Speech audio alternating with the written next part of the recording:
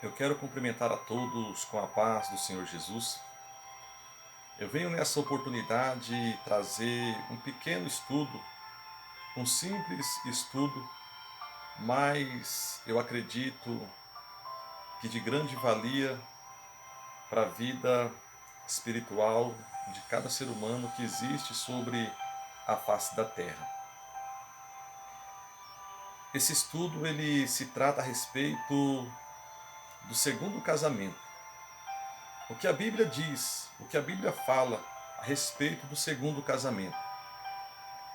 Eu sei que por causa deste conteúdo eu vou arrumar inimigos que eu nem conheço, pessoas que eu nunca ouvi falar, nunca vi, mas eu acredito que no seu coração poderá nascer e surgir um ressentimento, uma mágoa devido às palavras que irei falar. Mas eu quero te adiantar que o meu propósito não é ofender, não é magoar, nem machucar ninguém. O propósito dessa mensagem é alertar a muitas pessoas que não sabem, não entendem ou não compreendem a respeito do segundo casamento. A minha intenção é que você saiba de uma visão a qual não tem interesse em ser promovido, em ganhar dinheiro, nada disso. O meu único propósito, o meu único interesse é a salvação da sua alma. Por isso, eu quero te dizer que tudo que eu falar aqui não tem segundas intenções a não ser de te alertar a respeito do que muitas igrejas já não pregam mais. Muitos pastores já não pregam mais. Parece que é até pecado pregar sobre o segundo casamento. Eu quero te dizer que o que me levou a trazer esse conteúdo, eu sei e acredito que eu não vou viver muito tempo sobre a face dessa terra. Eu quero deixar esse conteúdo registrado para que algum dia pessoas que queiram saber da verdade e realidade a respeito desse assunto, a qual muitas pessoas não falam e quando falam, falam de uma maneira diferente. Eles dizem aquilo que a Bíblia não diz e tentam colocar na mente de pessoas que aquilo é o certo. E as pessoas, por não ter um discernimento e ter uma pendência muito grande para o lado do erro e do pecado, acabam acreditando naquilo que muitos homens falam, não do seu coração, mas aquilo que eles desejam que as pessoas acham que é dentro daquilo que eles estão falando. Então, diante deste texto, diante desta palavra, eu já quero te adiantar de antemão, porque o dia que eu já não estiver mais sobre a face da terra, se você quiser saber, se você quiser ouvir aquilo que não é da minha parte esta palavra, pois essa palavra não é minha, é do próprio Jesus, mas isso vai estar registrado e você vai acessar lá naquele canal e você vai ver essa mensagem. Não sei se as pessoas vão deixar esse conteúdo por muito tempo, quem sabe muitas coisas vão acontecer daqui para lá, mas a minha parte, o que eu posso estar fazendo para que você tenha salvação, vida e vida com abundância. A minha ajuda, a minha contribuição eu quero deixar aqui neste vídeo, que se fala a respeito do segundo casamento. Nós abrimos a nossa Bíblia no texto que se encontra em Mateus capítulo 19, a qual é o texto mais usado por muitas pessoas para falar a respeito desse assunto. Mateus 19:9, Mateus 19, Mateus 19:9 e Mateus 5:32. A Bíblia nos traz um assunto a respeito que os fariseus eles chegam tentando Jesus, os judeus chegam tentando Jesus e eles vão interrogar Jesus, o que Jesus diz a respeito do divórcio. Jesus vai dizer que no princípio não era assim. Deus fez o macho e fêmea, e que ajuntou o que ajuntou Deus, não separe o homem. E eles vão responder dizendo: mas então por que Moisés nos mandou repudiar a nossa esposa e dar para ela a carta de divórcio? Por que Moisés nos autorizou isso? Aí Jesus vai dizer: Moisés, vocês têm razão, foi Moisés. E por que Moisés fez isso? Por causa da dureza dos vossos corações. Quando nós olhamos em Deuteronômio capítulo 24, versículo 1, nós vemos a palavra do Senhor dizendo: quando o homem deixar a sua esposa, deixar a sua mulher, um homem olhar nela e achar nela algo que não agrade ele, ele então fará uma carta de repúdio, entregará na mão da sua mulher e a despedirá da sua casa. Só que é necessário nós ressaltar que Moisés está fazendo esta lei, está colocando esse instituto, está colocando este mandamento, não é para incentivar o divórcio, e sim para amenizar o divórcio. Porque antigamente as mulheres não tinham direito algum. Aí o homem casava, olhava para ela: eu não gostei da sua cara. Ah, mas você não sabe nem fazer uma comida. Ah, você não sabe nem fritar um ovo. Vou mandar você de volta para a casa da sua mãe. Quando a mulher saía e ia embora da casa do seu marido, a mulher já não tinha mais valor. Muitas delas entravam na vida de prostituição e se acabava do mal a pior. E Moisés, para amenizar essa situação, o que Moisés faz? A partir de hoje, quando você quiser despedir a sua mulher, você vai fazer uma carta de repúdio. Uma carta de divórcio, vai entregar nas mãos dela. O que significava essa carta de divórcio, essa carta de repúdio? Era um documento a qual o homem fazia e entregava na mão da sua mulher. Aquele documento dava direito para a sua mulher posses de bens, de casas, de terras, terrenos, fazendas e algo do tipo. Então, quando o homem pensava em despedir a sua esposa, ele sabia que ele ia ter que dar um tanto da fazenda, um tanto do gado, um tanto das suas casas, casa de aluguel, casa da praia, casa de veraneio. Eles iam ter que meter a mão no bolso. Então o homem olhou para a sua mulher: vou te despedir. Aí vem o pensamento na mente dele: peraí, se eu despedir a minha mulher, eu vou ter que meter a mão no bolso e não vai ficar barato esse divórcio. Acho que eu vou aturar ela. E o homem não despedia a esposa, ficava com sua esposa. Por isso é que Moisés fez esse mandamento da carta de divórcio. Não era para incentivar o divórcio, e sim para reprimir o divórcio, para eliminar o divórcio, para abaixar a porcentagem de divórcio na época. E Jesus vai continuar dizendo: o que Deus ajuntou, não separe o homem. A partir do momento que existe uma união, um casamento, são os dois agora numa só carne. E que Deus ajuntou, Jesus está dizendo: que Deus ajuntou, não separe o homem. Aí nós começamos a entrar dentro do texto, dentro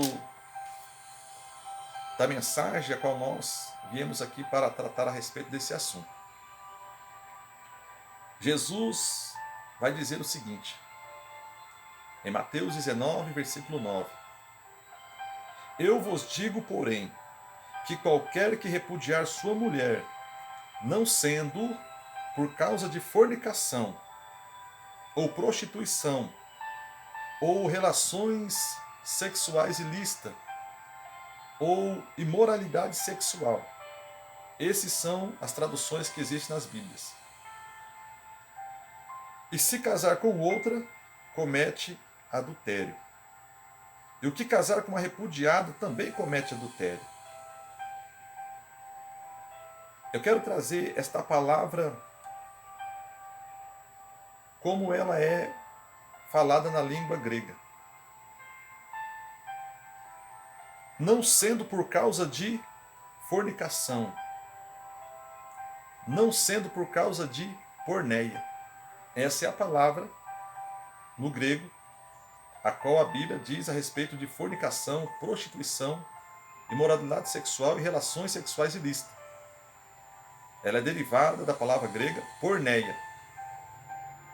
E quando Jesus diz comete adultério, comete moicheia, que a palavra derivada de moicheia é adultério.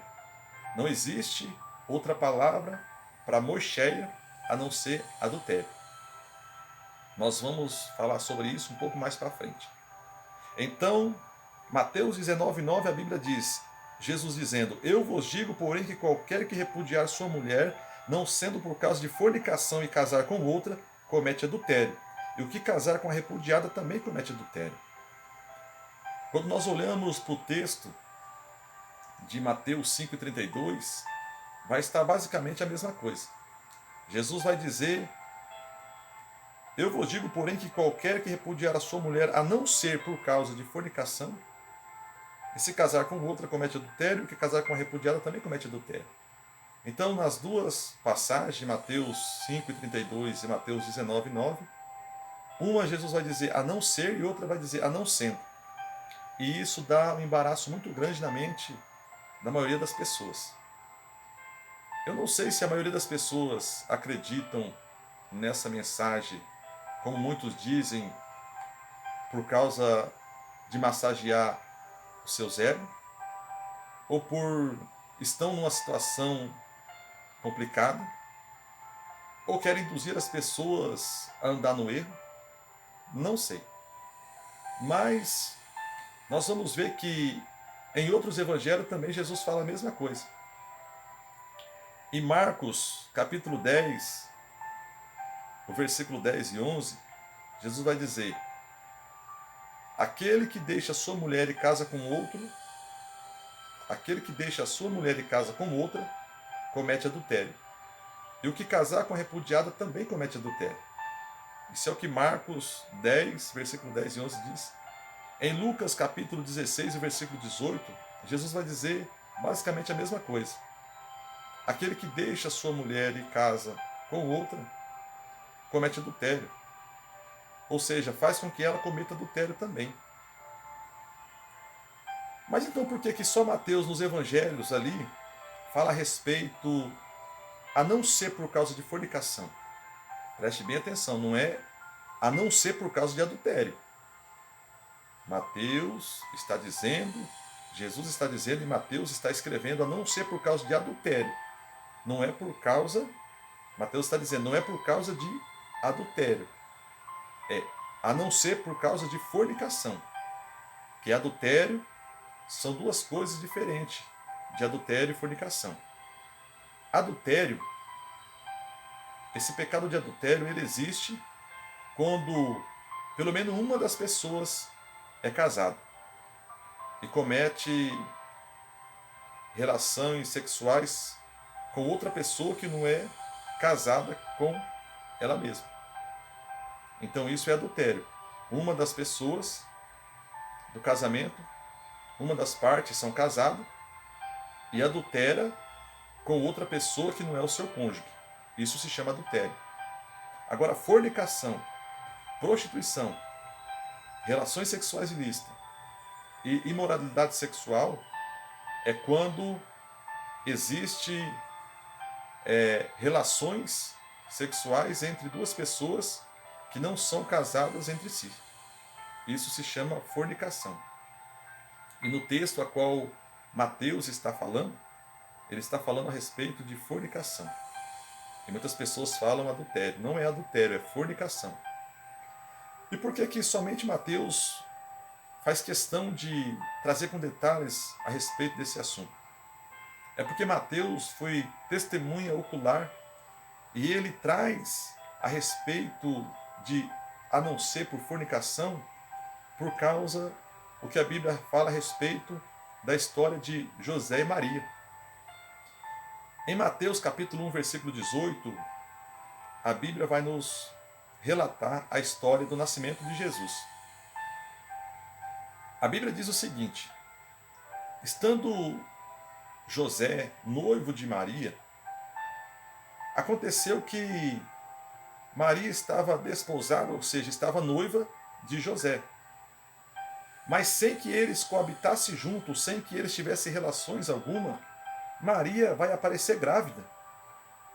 Então José intenta deixar Maria secretamente. E a Bíblia vai ressaltar porque ele era um homem justo. E por que a Bíblia ressalta isso, que ele era um homem justo? Porque José ele vai tentar deixar Maria secretamente pelo fato de, se José levasse Maria até as autoridades da época, Maria seria apedrejada. Pela lei, Maria seria apedrejada até a morte. Porque a Bíblia revela isso em Deuteronômio, capítulo 22, versículos 23 e 24. Então, o pecado de fornicação era punido com apedrejamento até a morte. Mas José não queria que Maria fosse apedrejada. Ele ia carregar aquela dor, aquele sentimento de traição, mas ele não queria o mal para Maria. Então ele tenta deixar ela secretamente. Mas aí vem o anjo e fala com ele, e você conhece toda a história, e a qual o anjo diz: o que Maria está esperando não é concebido pelo pecado, e sim pelo Espírito Santo.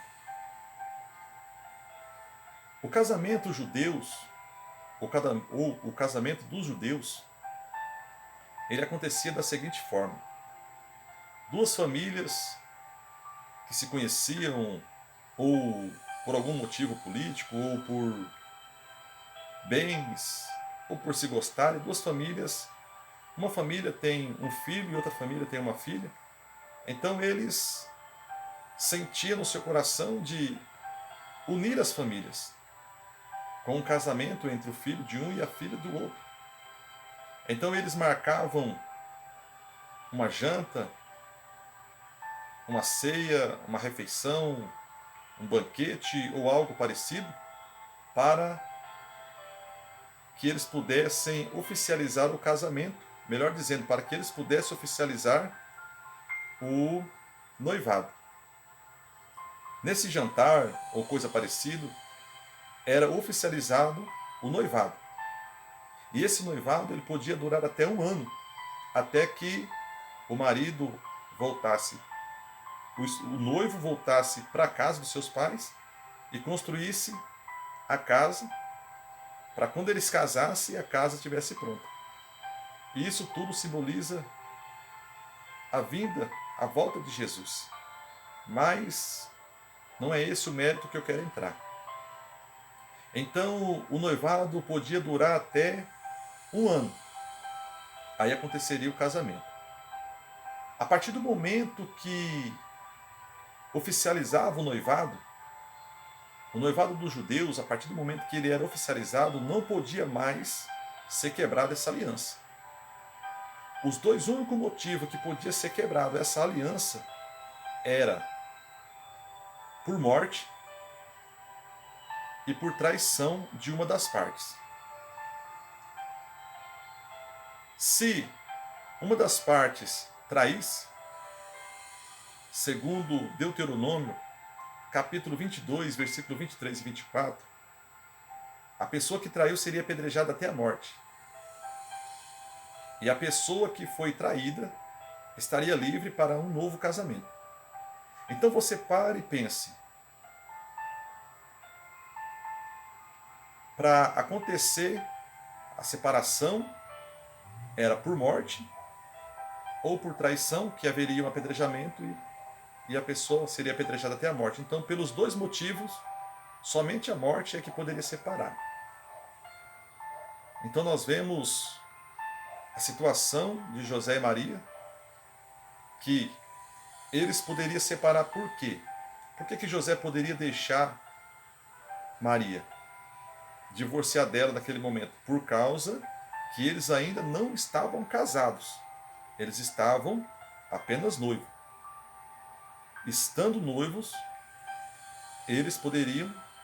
José poderia pedir o divórcio. Por isso que a Bíblia vai dizer em Mateus 5,32 e 19,9, a não ser por fornicação, a não ser por prostituição, a não ser por imoralidade sexual ilícita, a não ser por relações sexuais ilícitas. Então, nós vemos que o único ponto que a Bíblia diz a respeito de haver uma traição era porque José e Maria ainda não eram casados, e sim noivos. Nesse momento, até esse momento, poderia haver um divórcio. E, consequentemente, aconteceria uma morte. E aquele que foi traído estaria livre para um novo casamento. Então a Bíblia não está dizendo que, a não ser por adultério, que pode casar de novo. Não sendo por adultério, está dizendo, não sendo por fornicação, que é um pecado sexual que acontece antes do casamento, ou fora de um casamento, ou sem pessoas serem casadas. Quando nós olhamos para João 8,41, nós vamos ver os judeus discutindo com Jesus, dizendo que eles eram filhos de Abraão, e eles não eram filhos de prostituição. João 8,41 eles diz isso. Nós não somos filhos de prostituição. Nós não somos filhos de fornicação. Por quê?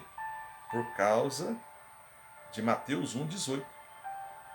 Que a história vem e traz como Maria tivesse fornicado antes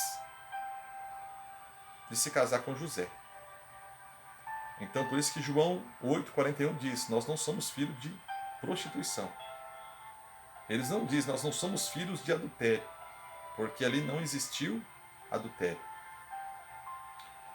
Quando nós olhamos para a palavra do Senhor, no livro de Romanos, capítulo 7, o versículo 2, a Bíblia vai dizer que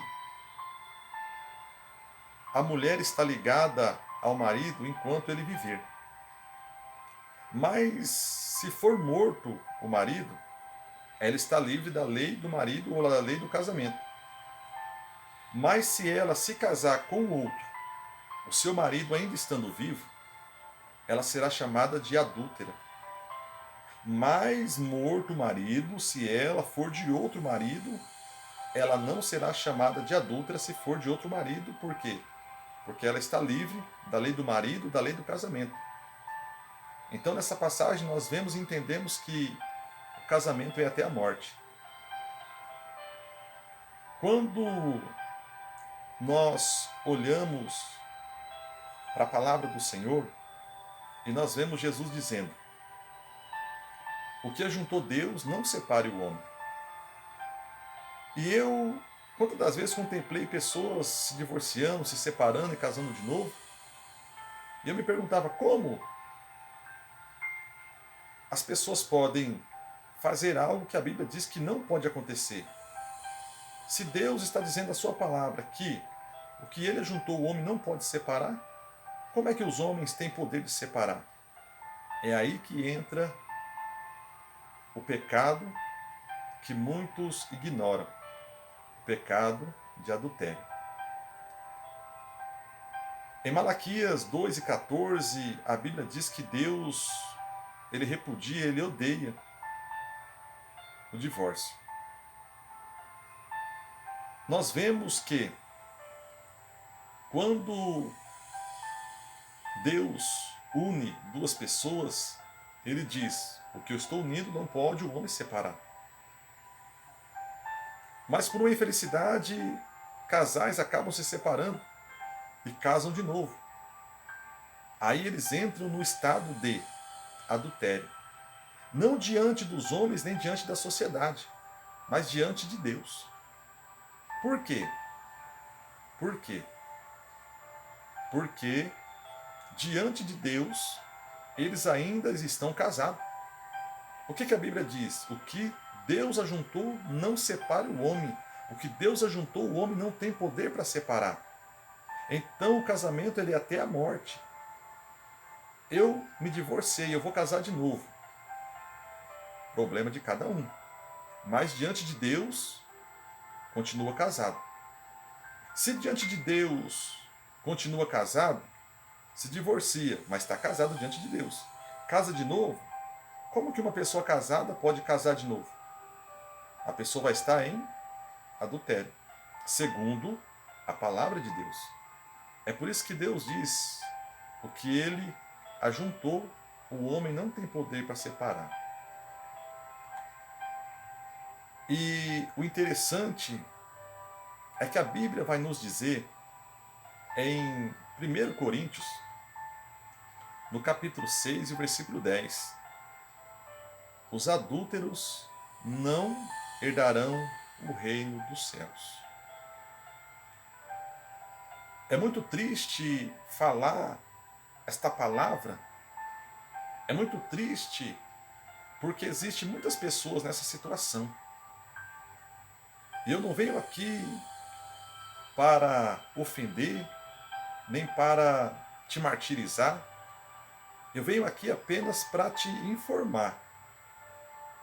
E nós sabemos que passarás os céus e a terra, mas a palavra de Deus não passará. Existem consequências a respeito de um segundo casamento. Se a Bíblia nos revela, nos explica que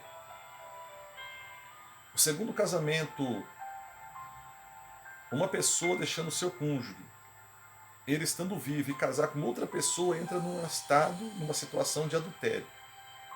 E o adultério nós sabemos que é pecado e impede a pessoa de entrar no reino dos céus. E quando este pecado de adultério ele existe entre o casamento, dentro do lar, dentro da casa, existe um portal espiritual onde o inimigo tem acesso para entrar e sair a hora que ele quiser, de dentro da sua casa. É triste falar isso, mas é a pura realidade. O adultério, ele machuca pessoas, fere famílias, fere o Espírito Santo de Deus, e ele abre portal para o inferno entrar e sair de dentro de um lar. Nós sabemos que Satanás, ele só pode agir na nossa vida por dois motivos: por legalidade e por permissão de Deus. Assim como aconteceu com Jó, Deus permitiu porque Deus tinha propósito com aquilo, ou através do pecado. E quando nós olhamos a nossa nação brasileira, nós vemos que muitos casais, muitas famílias estão nessa situação. E por estarem nessa situação, Satanás ciranda, pinta e borda, faz o que quer. E não existe oração, não existe campanha, não existe propósito quando estamos numa situação de pecado. É com muita tristeza no meu coração, com muito pesar, diante de muita luta, que eu venho trazer essa notícia. Mas eu sou obrigado, pelo Espírito Santo de Deus, pelo amor que eu tenho às almas, eu preciso te informar a respeito disso. Diante da palavra de Deus, o segundo casamento o seu cônjuge estando vivo, a pessoa entra no estado de adultério, segundo a palavra de Deus. Eu não sou dono da verdade. Eu não digo isso porque eu acho que é. Eu digo isso olhando a palavra de Deus por aquilo que eu tenho convicção, aquilo que eu acredito. Mesmo diante da morte, eu acredito no que eu estou dizendo olhando para a palavra de Deus. Fique com esta palavra, que Deus possa trabalhar no seu coração, que Deus possa te trazer um entendimento extraordinário, muito maior do que este pequeno e simples estudo. Eu oro para que Deus possa trabalhar na sua vida, para que Deus possa te ajudar, para que Deus possa te dar força, para que você que está casado não venha se divorciar, para que você não faça o seu próximo cair no adultério, ou para que você mesmo não caia nessa situação. E para você que ainda é solteiro, pense bem antes de casar.